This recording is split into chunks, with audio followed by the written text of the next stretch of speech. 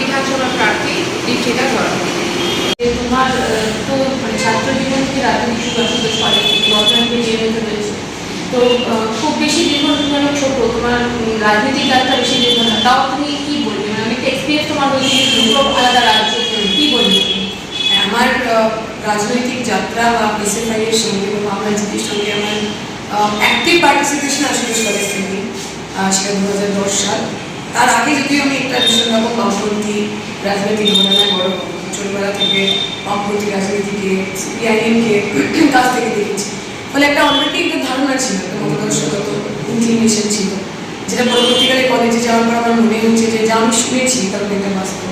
আমি দেখেছি কলেজে পিছিয়ে পড়া ছাত্রছাত্রী, গরিব ছাত্রছাত্রী, তাদের ফি মুকুব করা থেকে শুরু করে তাদের যে দাবি দেওয়া, সেগুলোকে নিয়ে সে সময় এসএফআই হতো। ফলে এসএফআইয়ের সঙ্গে আমি যুক্ত হই এবং ওই 2010 থেকে 2013 3টে বছর তৃণমূলকে আমি সবচেয়ে বেশি ভালোভাবে চিনেছি। তৃণমূলের আক্রমণ, যেহেতু আপনি জানেন আশুতোষ কলেজ থেকে মমতা ব্যানার্জি মুখ্যমন্ত্রী, তো প্রতিদিন এরকম একটা দিনও হয়তো যেত যেতে আমাদের কমেন্টে আক্রান্ত হতো, কোনোদিন বেশি কোনোদিন কম, এবং 2011 পর থেকে সে আক্রমণটা আরও বেশি বাড়ে। বহু কমপ্লেন আমাদের কলেজ যেতে পারেনি, ক্লাস করতে পারেনি, বহু ছেলেমেয়েরা কলেজ ছাড়তে বাধ্য হচ্ছে অথবা রাজনীতি ছাড়তে বাধ্য হচ্ছে। ফলে তৃণমূলকে খুব কাছ থেকে দেখার আমার সুযোগ হয়েছে, তাদের প্রতি তাদের যে আক্রমণ, তার প্রতি একটা ক্রোধ, তার প্রতি একটা ঘৃণা, তার প্রতি একটা রাগ হয়েছে। এবং তারপর 2013 পর আমার গ্র্যাজুয়েশন কমপ্লিট হওয়ার পর আমি জেএনইউতে এন্ট্রান্স এক্সামিনেশন দিই, সেখানে আমি সিলেক্টেড হই এবং তারপর থেকে 7টা দীর্ঘ বছর আমি জেএনইউতে পড়েছি এবং সেখানে আমি এবিভিপিকে দেখেছি, বিজেপিকে দেখেছি, আরএসএসকে দেখেছি, স্টেট অ্যাপারেটাস কীভাবে কাজ করতে পারে, ছাত্র সংগঠনকে, ব্যক্তিকে এবং অবশ্যই একটা ইনস্টিটিউশন যে মতো একটা শিক্ষা প্রতিষ্ঠান সেটাকে টার্নিশ করার জন্য যা যা করতে পারে, দুটোই দেখেছি। দুজনেই কতটা ব্যক্তিগতভাবে এবং ফিজিক্যালি শারীরিকভাবে হিংস করতে পারে সেইটা আমি দর্শক করে দেখেছি। তাই আমি বলবো অন্য অনেকের চাইতে আমার রাজনৈতিক যে পরিধিটা একটু বেশি আমার বয়সী যে সমস্ত ছেলেমেয়েরা রয়েছে, কারণ আমি এই যে দুটো শত্রুকে আমরা আজকে পশ্চিমবঙ্গে মিলে লড়াই করছি, বিজেপি এবং তৃণমূল, দুজনকে কাছ থেকে দেখার সুযোগ হয়েছে। যে মানুষজন পশ্চিমবঙ্গে থাকেন তারা এখনো বিজেপির ভয়টা বুঝতে পারে না, বিজেপির যে ডেঞ্জার সেটা তারা বুঝতে পারে না, তাদের মনে হয় তৃণমূলের মতোই দল। আবার যে মানুষেরা পশ্চিমবঙ্গের বাইরে থাকেন, যারা বামপন্থী, তাদের মনে হয় তৃণমূল তো অ্যাটলিস্ট বিজেপির চেয়ে লেস আইডিয়াল, তারা তৃণমূল কতটা ভয়ঙ্কর হতে পারে সেটা তারা জানবে না। তো আমি দুটো শত্রুকেই খুব কাছ থেকে দেখেছি, ব্যক্তিগতভাবে দেখেছি এবং রাজনৈতিক প্রতিপক্ষ হিসেবে তাদের বিরুদ্ধে লড়াই করার জেলার আমার একটা এক্সপিরিয়েন্স রয়েছে। তাই আমার মনে হয় যে এই লড়াইয়ে, নির্বাচনের লড়াইয়ে সেই এক্সপিরিয়েন্সটা, সেই অভিজ্ঞতাটা আমি কাজে পাবো।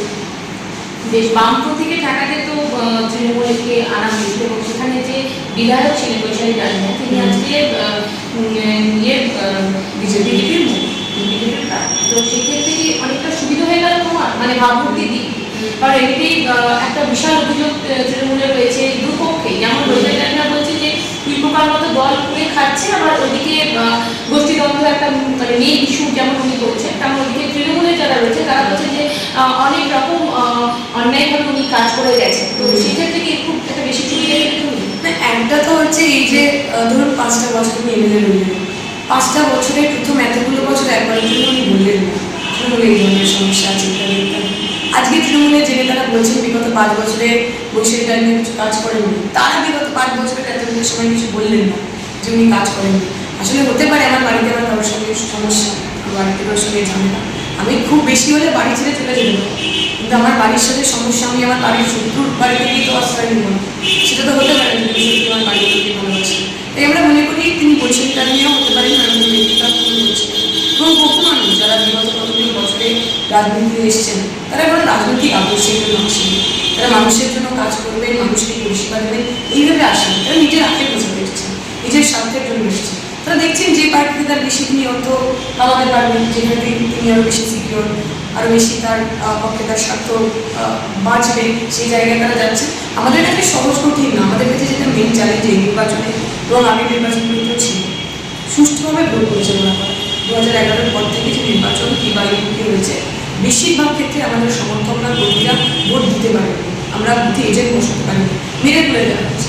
কেউ লাইনে দাঁড়িয়েছেন তাকে সেখানে শারীরিকভাবে আক্রমণ করা হয়েছে। তাহলে আমাদের কাছে চ্যালেঞ্জটা হবে, সেই চ্যালেঞ্জ হবে এই তৃণমূল এবং বিজেপি দুটোর তো একই রকম বামপন্থী।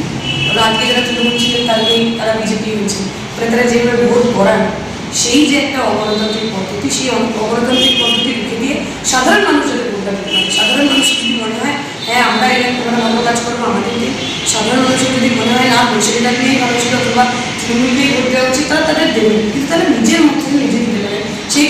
চান, ফলে সেই চ্যালেঞ্জটা একই রকম হচ্ছে।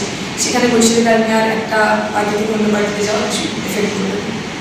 2011 ভোট হয়েছিল মেনলি কৃষি এবং শিল্পকে হাতিয়ার, এই দুটো ইস্যু ছিল। কিন্তু এই বছর তৃণমূল যদিও বলছে উন্নয়নকে হাতিয়ার করে তারা ভোট করছে, কিন্তু তাও তো দেখা যাচ্ছে অনেক রকম চলে আসছে, ভোটের মুখে অনেক রকম প্রলোভনে চলে আসছে। তো সবকিছু মিলে তো এই বছর তিনি কি করেছে? এটা তো খুব দুঃখের বিষয়, মানে আমি বলবো বাঙালি হিসাবে খুব যন্ত্রণার বিষয় যে 10টা বছর আগে যখন আমরা একটা ভীষণ একাডেমিক ডিবেটের মধ্যে ছিলাম, কৃষি বনাম শিল্প, যদি শিল্প হয় সেই শিল্প নীতি কীরকম হবে, যদি শিল্প করতে গিয়ে আমাদের জমি নিতে হয় জমি অধিগ্রহণ নীতি কী হবে, এসিজেড কী হবে, কৃষকদের কী করে ক্ষতিপূরণ দেওয়া হবে, এটা ভীষণ একাডেমিক এবং সেটা পার্টিনেন্ট ডিবেট হচ্ছিল।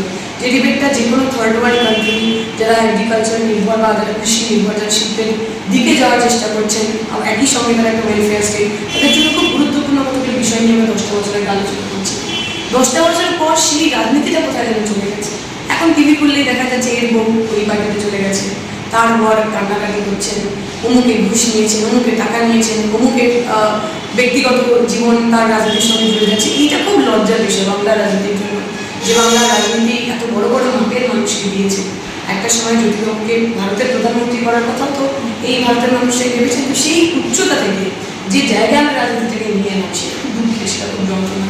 তাই আমরা যারা সংযুক্ত মোর্চার প্রার্থী আমরা বারবার বলছি যে চলুন আমরা সবাই মিলে আগেই রাজনৈতিক সংস্কৃতিটাকে ফিরিয়ে আনি, রাজনীতিকে রাজনীতির ময়দানে নিয়ে আসি, রাজনীতিকে যেভাবে বিরাজনীতিকরণ করা হচ্ছে সেইটাকে রুখে দেওয়ার চাই। এবং ফলে আমাদের মনে হয় এই নির্বাচনটা পশ্চিমবঙ্গের বুকে পশ্চিমবঙ্গের সংস্কৃতি ফিরিয়ে আনার স্ট্রাগল, ফিরিয়ে আনার লড়াই, পশ্চিমবঙ্গের বুকে রাজনীতিটাকে বাঁচিয়ে রাখতে হবে। কিন্তু মমতা বন্দ্যোপাধ্যায় তো বলছে যে যেহেতু উন্নয়নকে ভিত্তি করে উনি লড়ছেন, ওনার বক্তব্য যে সিপিএম ভোট না নষ্ট করে পুরো ভোটটা যেন মমতাকে দিয়ে দেন। তো সেটা ডিএমসির জন্য আপনি কি বলবেন? না, উন্নয়ন আপনি বলছেন উন্নয়নকে হাতিয়ার করে উনি লড়ছেন। এই যে সারা পশ্চিমবঙ্গ জুড়ে বড় বড় কাটাউনি লাগিয়েছেন, বাংলার মেয়েকেই চায়, কেন উনি দিচ্ছেন না? যে পশ্চিমবঙ্গের মুখ্যমন্ত্রী বিগত 10 বছরে এতগুলো কাজ করেছেন, সেই জন্য পশ্চিমবঙ্গের মুখ্যমন্ত্রী মমতা ব্যানার্জিকে আবার বাংলার মেয়েকেই চাই, এটা কি কোনো রাজনৈতিক স্লোগান হতে পারে? নাকি মমতা ব্যানার্জির কাছে রাজনৈতিক স্লোগান আর নেই, তাই একদম শেষ পর্যায়ে এসে আমি বাঙালি পাই আমার ভোট করুন এই ধরনের একটা অ্যাপলিটিক্যাল লাইন দিতে হচ্ছে। আমাদের তো অনেক প্রশ্নটা তৃণমূলকে করা উচিত। এবং যে মমতা ব্যানার্জি বলছেন যে বামপন্থী বন্ধুরা আমাদের ভোট দিন ইত্যাদি ইত্যাদি, এখন সেই বামপন্থী বন্ধুদের 500 জনেরও বেশি লোকজনকে তো আপনি মেরেছেন গত 10 বছর। বিগত 10 বছরে হাজার কমরেড আমাদের যারা নিজের বাড়ি ফিরতে পারেন না, বামপন্থী বন্ধুরা সোপার, ওই বামপন্থী বন্ধু যাদের কথা আপনি বলছেন প্রায় কয়েক লাখ মানুষ এরকম রয়েছে যারা মিথ্যে মামলায় বিভিন্ন জায়গায় জেল খেটেছেন এবং খাচ্ছেন। তাহলে এই 10 বছর ধরে যে বামপন্থী বন্ধুদের কথা আপনি ভাবলেন না, বিগত 10 বছরে যে বামপন্থী বন্ধুদের সঙ্গে নিয়ে আপনি বিজেপিকে হারানোর কথা ভাবলেন না, হঠাৎ করে নির্বাচনের আগে সেই বামপন্থী বন্ধুদের বিজেপিকে আপনার নজর। পশ্চিমবঙ্গের মানুষের বোকা, পশ্চিমবঙ্গের মানুষ খুব ভালোভাবে জানেন মমতা ব্যানার্জির সঙ্গে বিজেপি মমতা ব্যানার্জির সঙ্গে সবচেয়ে ভালো ধরুন সেটিং থেকে থাকে, সবচেয়ে ভালো বন্ধুত্ব কারণ থেকে থাকে সেটা বিজেপি। যেভাবে উনি একে একে এমএলএ এমপি বিজেপিকে সাপ্লাই করেছে, 179 জনের লিস্ট বিজেপি, তার 89 জন হচ্ছে তৃণমূল থেকে আগত। প্র্যাকটিক্যালি পশ্চিমবঙ্গে যে বিজেপি সেটা তৃণমূলের হাত থেকে বানানো, মমতা ব্যানার্জি নেতারা তৈরি করেছেন, সেই নেতারাই কাজে বিজেপির হাল হয়েছে, মুকুল রায়, শুভেন্দু অধিকারী, রাজীব ব্যানার্জি। তাই মমতা ব্যানার্জি বাকি বন্ধুদের কথা না ভেবে নিজের যে দল সেরে রাখেন, নিজের দলের যে বন্ধু তাদেরকে একটু কনভিন্স করি যে সত্যি উনি 10 বছর প্রচুর কাজ করেছেন, তৃণমূলের লোকজনেরা বিজেপিতে না যায়, তৃণমূলের লোকজনেরা বিজেপিতে গিয়ে তৃণমূলকে আর নষ্ট না করে, তৃণমূলকে যেন ভোটটা দেয় সেটা আগে আমি কনভিন্স করুন, তারপর নয় বাকিদের সঙ্গে কথা বলুন। স্লোগান হচ্ছে খেলা হবে, আর বিজেপি স্লোগান তো আছে, ওদের তো স্লোগান পরিবর্তন হচ্ছে, কিন্তু সিপিএম এটা বলছে যে মানে রাজ ফেরাও করতে চাইছেন, রাজ স্লোগানের উপর ভিত্তি হচ্ছে যে রাজ যাতে ফিরে আসে, আবার সেই রাজগুলো যাতে পশ্চিমবঙ্গে ছিল সেটাতে আবার ফিরে আসে এবং সেই হারটা যেন ধরতে পারে, হার ফেরাও কাজ করে। তো সেটাকে তুমি বলবে হ্যাঁ এবার সেটাই করবে, মানে হার ফিরে একদমই তাই হবে, কারণ যে খেলার কথা মমতা ব্যানার্জিরা বলছি সেই খেলা তো আর হচ্ছে না।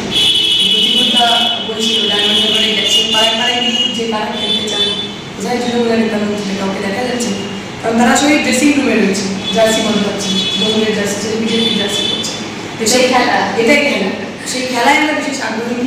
আমরা যদি সরকার তৈরি করি না মানুষের জন্য কাজ করবো, যে কথাগুলো নিয়ে যে দাবি দাওয়াগুলো নিয়ে বিগত 10 বছর আমি রাস্তায় ছিলাম, চাকরি শিক্ষা, গত 11 তারিখ জাতীয় কমিটির মধ্যে নেতাকে শহীদ হতে হচ্ছে, যে আন্দোলনে যে দাবিগুলোতে আমরা বিগত 10 বছরে ছিলাম, সরকারে এলে সেই আন্দোলনগুলো পরিপূর্ণ করা হবে, সেই দাবিগুলোকে আমরা খেলা মেলা টেলা হিসাবে আমরা একেবারেই চেষ্টা করি। 21 ভোটে তো বামেদের ক্ষেত্রে নতুনদের সমাহার দেখা যাচ্ছে মানে সেই ক্ষেত্রে কি বলতে মানে নতুন যারা যুব সমাজ রয়েছে তাদের ভোটের মানে ভোট ব্যাংকে ভিত্তি করে সেই ব্যাপারটা যে এত নতুন প্রজন্মের মানে টোটালি নতুনের সমাহারটা দেখা যাচ্ছে কি একটা দ্বারা আমার এটা একটা ন্যাচারাল প্রসেস। তুমি যদি দেখো 17টা যখন নির্বাচন লড়েছিল 17-25 বছর ভোট জাস্ট 25 ক্রস করেছে তখন লড়েছিল। আগে আমার মনে আছে মধুজা সেন কালীগঞ্জে দাঁড়িয়েছিল, খুব ভালো লড়াই দিয়েছিলেন। কৌস্তব দা খুব ভালো লড়াই দিয়েছিলেন। এটা সবাই ছাত্র যুব আন্দোলন থেকে উঠে আসা। আবাস রায়চৌধুরী এদের সবারই একটা মানে একটা রিসেন্ট পাস্ট আছে ছাত্র অথবা যুব আন্দোলনের ক্ষেত্রে। তো পার্টি অনেকদিন ধরেই একটা প্রসেসের মধ্যে রয়েছে। এবার সেটাকে আরেকটু বিস্তারিত করা হয়েছে, আরেকটু ব্রডনেস করা হয়েছে। কারণ এই মুহূর্তে ভারত একটা ডেমোগ্রাফিক ডিভিডেন্টের মধ্যে দিয়ে যাচ্ছে, যেখানে আমরা পুরো বিশ্বে one of the youngest country, সবচেয়ে বেশি ইয়াং ছেলেমেয়েরা এখন আমাদের দেশে রয়েছে। তো রাজনীতি তো সবসময় সমাজের প্রতিফলন। তো সমাজে যদি আমার এই সেকশনের সংখ্যা বেড়ে যায় তাহলে অবশ্যই তার যে প্রতিনিধিত্ব, তার যে রিপ্রেজেন্টেশন সেটা রাজনীতি থাকা উচিত।